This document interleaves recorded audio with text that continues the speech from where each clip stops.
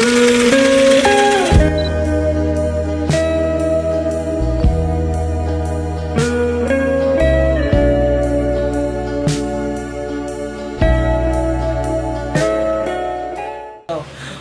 up, guys? Welcome sa podcast namin today. Hihimay natin ang lecture 5. Ngayon ay kasama ko mga kagrupo ko na sila Jello, Drew, at Takia.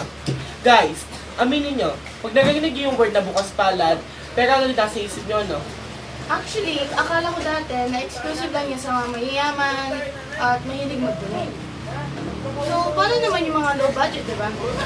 Kaya nga natin ito pag-uusapan eh. Actually, hindi lang siya about sa material things. It is the way to express our faith. Sabi ni Santo Tomas de Aquino, isa itong bertud ng pagkawang gawa. It's an indication ng pagkamaka-Diyos natin kapag gumagawa tayo ng mabuti. So, parang binabalik ni Lord yung blessing sa atin, di ba? Yes. Exactly. Virtue shower, wala kang hinihintay na kapalit at wala kang pinibili. Dapat mabuti at malinis yung intention mo. Wait lang, yung walang kapalit niyan, mahirap yun, di ba? Like kay Tinky man lang, nag-i-expect tayo. Parang sa love lang.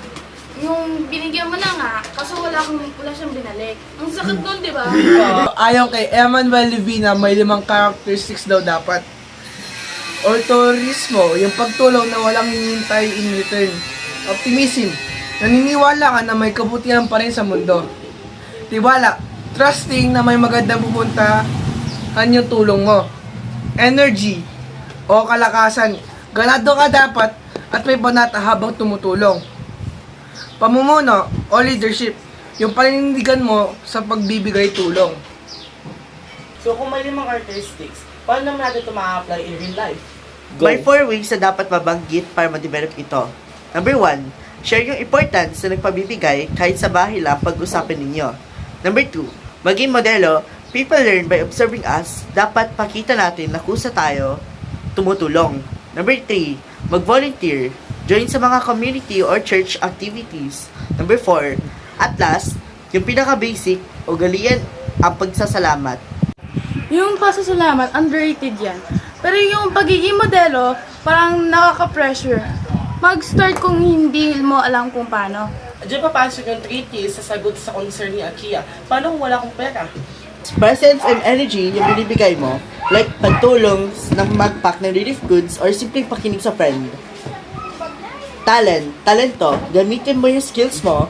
Kung marunong ka magluto, mag-tutor, o kahit mag-layout, i-share mo.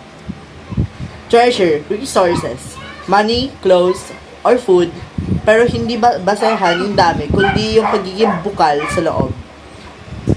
Ayun lang.